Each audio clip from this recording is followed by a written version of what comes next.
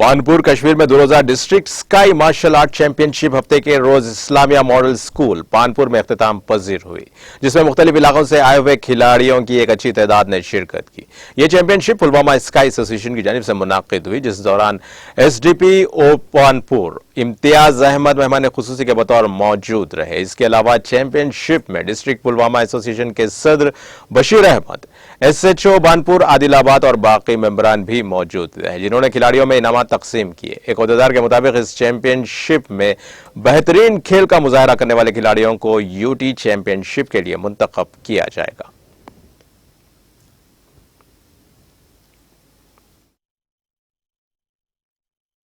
अस्सलामुअलैकुम जी, मेरा नाम आदिल है। मैं इस चैम्पियनशिप का ऑर्गेनाइजिंग सेक्रेटरी था। 23rd डिस्ट्रिक्ट पुलवामा के कंपटीशन था ये। इसमें मोर देन 300 स्टूडेंट्स ने पार्टिसिपेट किया, जो पामपोर के थे, अवंतीपोरा के थे, त्राल के थे।